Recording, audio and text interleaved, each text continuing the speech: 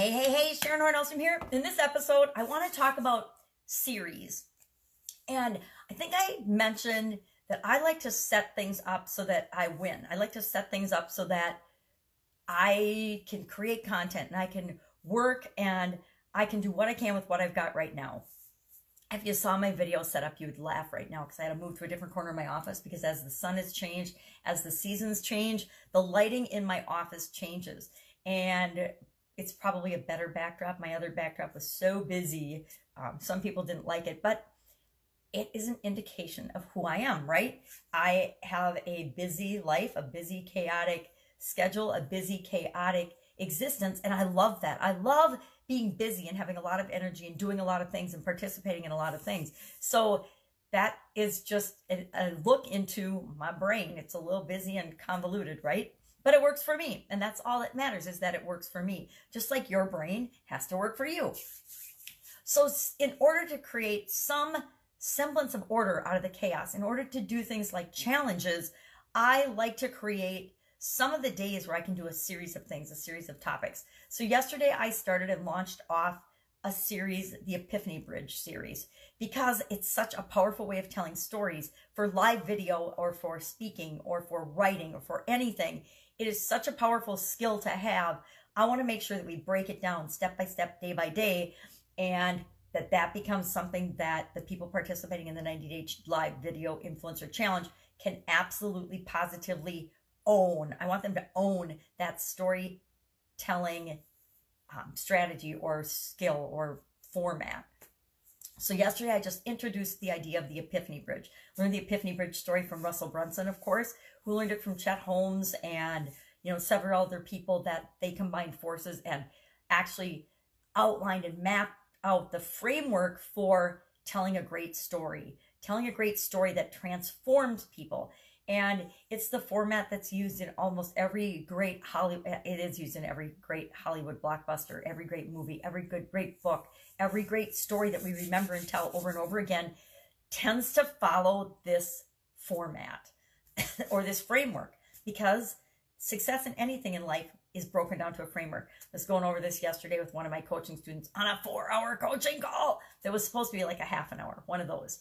And we were talking, I said, anything you want in life really boils down to 5 steps. And I like to think everybody knows it, but everybody doesn't. He's like, you need to make a video about that. And so maybe in a day or two, I will make a video about that for my audience, because I thought everybody knew it, but apparently everybody doesn't know it. And even though I know it, I don't always follow it, right? Because I'm human and we get distracted and we don't always do what's in our best interest, in our own best interest. So today we'll be talking about backstory, because there's eight basic steps, or it can be broken down to more, but I'm going to do it in the 8 questions for the Epiphany Bridge to create that script. And we're going to practice each day. We're going to do a piece of it. So yesterday was just, hey, go do a stories inventory. Today will be backstory. Tomorrow will be what do you want, and so on and so on and so on, for each of the steps, each of the questions, or each of the main steps of how to tell a great Epiphany Bridge story. And I like to create and find things like that as I'm doing my business, as I'm doing my life, as I'm creating content, because it makes it easier, at least for a few days, until I get my next idea of what I want to share with my audience. So the Epiphany Bridge story was actually mapped out as part of my 90-day content. I don't remember where it was mapped out in now, but I've moved the whole thing around anyway, every one of the 90 days, and I'll continue to move them around. And even after the fact, I'll probably even move them around next time, because I do think there'll be a next time. I think it's a really, really powerful challenge. And I don't know that it needs to be 90 days. Could it be shortened to 30 days? Yes. But would it be as powerful? Would it really get people the result that they want? I don't think so. I don't think you're going to become an influencer in 30 days if you're starting from scratch. Come on, maybe somebody does, but probably not. It's kind of like the whole overnight success thing. Really, there's no such thing as an overnight success, unless you win the lottery or something. And is that really a success? That's just luck, right? That's just coincidence and chance. And I don't know about you, but I'm not putting my belief and faith and trust in luck or chance. I'm going to create my own life. I'm going to create my own luck. I'm going to create what it is that I want. So I like to create series of content. So I challenge you to, and I challenge everybody, right? I challenge you to think of as you're creating content or sharing what it is that you do with other people in the world, is there a way to take something bigger and break it down into the framework and share the framework with people? Because if you can teach people the framework and the underlying thinking of how things work, then all they have to do is apply themselves to it and add it to their life. That's part of why I like doing the one thing every day thing and breaking things down to what can I do one small thing every day to get me to what it is that I want. So for example, I want to be happier, right? Don't we all want to be happier and actually be more grateful and appreciative of all the incredible blessings that are in our lives? I mean, I have led an awesome life. Yeah, if I had challenges, absolutely. But overall, my life has been freaking awesome. So why do I sometimes, like everybody else, not feel very grateful, or I take things for granted? Because I am not being happy. I'm not focusing on, hey, my job here is to feel good every single day. And I don't mean that in the quick feel good sense. I mean it overall. If I want to have a happy life, it means living happy days. If I want to live happy days, it means having happy experiences and happy moments and noticing them and acknowledging them and creating them one moment at a time every day. So that's why I like to do things like I created this series for myself.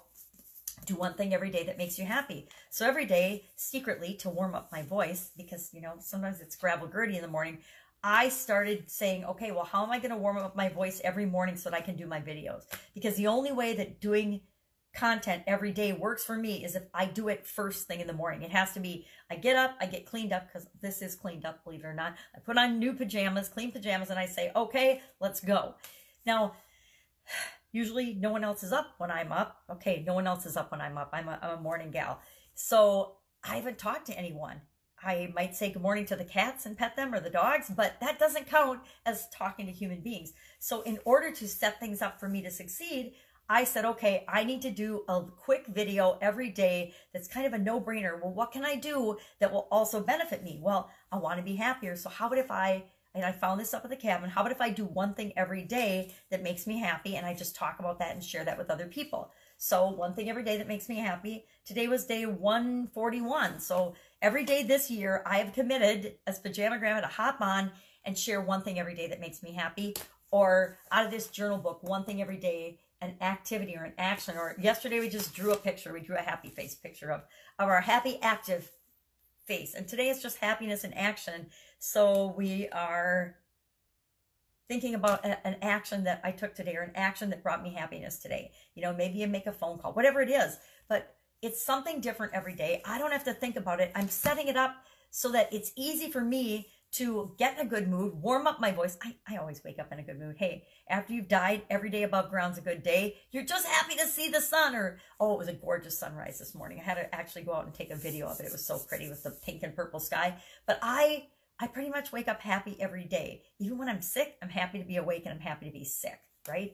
How many people can say that? So even though I think I'm pretty happy, I also know that I don't appreciate and I'm not as happy as I could be. So why not use that as my way to set up a series? So for 365 days, guess what?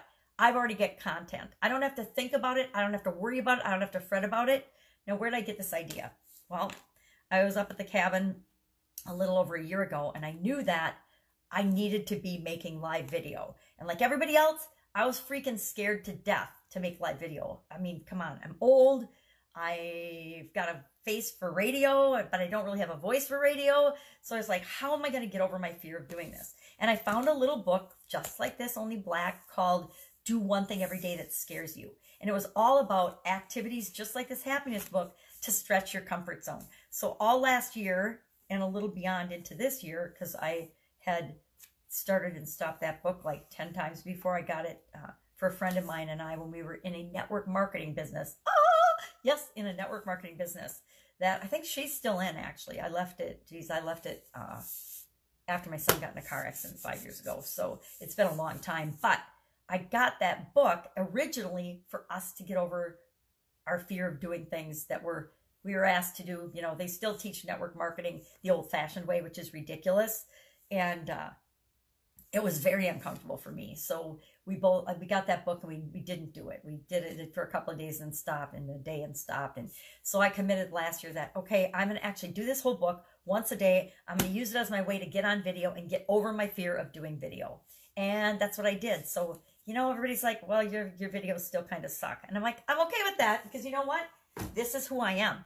And I know it turns people off, some people off, because I ramble too much. I talk too much. I flail. I've got crazy eyes. I've got, you know, guys, I'm blind. So I'm literally blind in my left eye, totally nothing. My right eye can barely see with a magnifying glass. I use an OttLight to do almost everything. I've got a 62-inch screen TV that allows me to do some things on my computer. But for the most part, you do what you can with what you've got right now. And so that's part of why I like to create series of things to make content creation really, really easy. There's so many ideas. I think it's fascinating when people say, I don't have anything to say. I don't know how to create content. I don't know what to share with people. I guess I'm full of it. So I've never had a hard time coming up with content. And maybe it's because I'm old, so I don't have a hard time coming up with content or stories. But I do find, even though I'm full of it and have lots of content, I need to plan and get better at what content do my people really want to hear? Who am I speaking to and what do they want to hear? It's not about me. For the last year or so, it's been about me getting over my fear of speaking, getting over my fear of being on camera, getting over my fear of anything. That's all about me, right? And now it's time to make it all about you. What do you want to hear? What do you want to see? What do you want to know about? What have I got that I can share with you? I'm pretty old. I've learned a lot of stuff. I've screwed up a lot of stuff. If I can save one person from making some of the mistakes I have, holy moly, I want to do that. So, create series of things to help you. Pick your favorite book. If you don't know what to do or where to start, pick a book that you love. Pick your favorite book and just share some of the key things, the major lessons learned out of a book. Because I guarantee there's somebody out there that would love to hear that or see that or listen to a summary of that or an article about that. I'm an avid believer in, I know people love audiobooks, and people with my visual challenges, I should love audiobooks, but I don't love audiobooks. And it's from a person that listened to tapes in my car my whole career, my whole driving to and from work and from corporate America. Every day I listened to, cassette tapes. Back when we had cassette tapes, I started on. Then I switched to CDs and CD-ROMs, and now I guess you just hook your phone or your what were they called, MP3s or something, or your USB or your whatever to the car, and then you can play music or tunes or motivational speeches or whatever, and you can listen to them. Interestingly enough, I am a visual person with no vision, right? How ironic is that? So I learned better by seeing things, which is really, really hard when you have almost no vision to see things and make that the way you learn. So I need to get better at listening to audiobooks, but I don't love audiobooks because I'm not an auditory person. I'm way less auditory. I'm becoming more auditory. The worse my vision gets, the more auditory I have to become, because it's how I get information.